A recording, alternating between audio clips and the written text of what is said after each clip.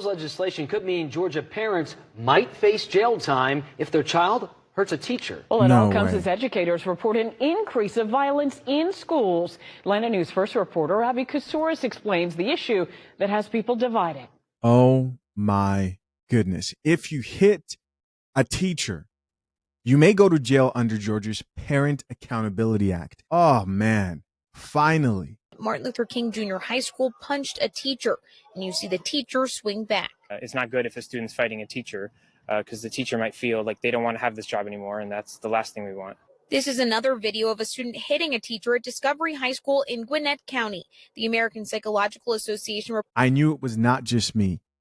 And you can think that when I report on those videos that I'm like trying to push a certain narrative, they are seeing that the data is showing an increase when it comes to students putting their hands on teachers, of course. Now, this is a game changer because if you know that your child is not only a risk to others, but they will result in you going to jail, and that changes things.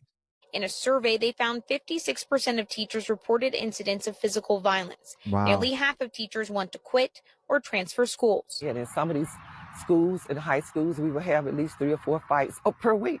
Educator and president of the Georgia Federation of Teachers, Delia Turner, worked with lawmakers to draft the Georgia Parent Accountability Act. She says the bill would make parents personally responsible if their child hurts a teacher. Beautiful. They could face a fine, community service, and possible jail time. If I run a red light, I pay the price. If I don't pay internal revenue, I pay the price. Right. So parents now will have to get a grip. Right. And understand who their children are, because some parents don't even know what their children are doing. Talking to parents and former teachers, some say the bill goes too far. I think that's excessive, extremely excessive. I know that kids have anger issues, especially these days, and parents have anger issues. So that's why I think money should be better spent on a bill that mandates parenting classes. Joanne, you're wrong. You're wrong, plain and simple. Stop it. I want you guys to really think about how this would change it, because I assume that how they will do this is probably to hold the person who has majority of custody accountable. Because in a lot of these situations, you have women who are trying to keep fathers away from their children, or they're having a bunch of children with men who are not going to be responsible or present. So what about the male bums? And yes, I do mean bums who, let's be honest, run around and have multiple children out of wedlock. They should also be held responsible, in my opinion. Imagine finding out you have to get locked up because your 7th child can't stop beating on teachers at school. You'll probably sort him out and will discipline the hell out of that kid. But regardless, if you knew that the product that's coming out of your home will affect you personally, that changes a lot of things. This topic was so heated that people started to address it here in the comment section of this post. And here's what people had to say. Let's read a few of these comments. Absolutely. So first comment, one of the top comments here. This woman is just immediately in favor of this. Absolutely. Teach your children to have respect. We would have never laid hands on an adult when I was growing up. That was really unheard of. To hear that a kid put his hands on a teacher, you just assume that it was just over for that kid. You assume it's over for him. Here is a woman leaving clapping emojis. Here's somebody else that says, raise them right. People always compliment me on how well-mannered and respectful my kids are. This next male commenter says, this needs to be set in stone for all areas of the U.S. I agree. I back this 100%. Goes on to say, these kids getting out of control, I bet they change when the parents got to start getting sent to jail.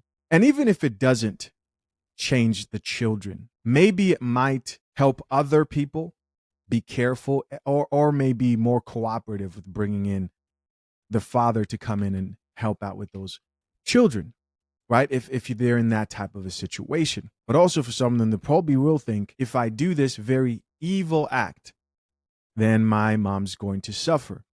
Too many parents are out here raising up monsters, young monsters, and many of them are, who are a danger to society. This is true.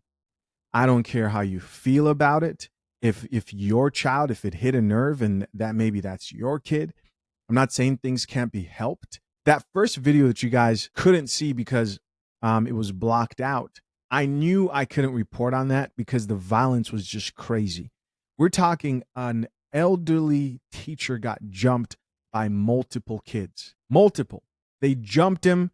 They didn't care if there were cameras there. They did not care. Now, if that child who knew that there's nobody to hold him accountable at home, but his mom, and you know how men feel about their mothers, if he knew they'll lock his mom up for what he did, he would probably think twice. Or maybe there are two-parent households where people, even though that's less likely, but a two-parent household that's dysfunctional with a terrible dad and a terrible mother, same thing. Now, where could things go wrong in this type of a situation?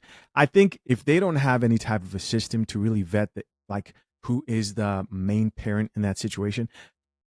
And what I mean by that is if a father is not involved and he's being kept from seeing his children and is not part of the disciplining process, then they should take that into very serious consideration, because there are men out here who haven't seen their kids in years. And we've seen situations where women are actively trying to keep their children away from their fathers, and then they end up raising monsters. Somebody else who says it's either that or let the teachers hit them back. Oof.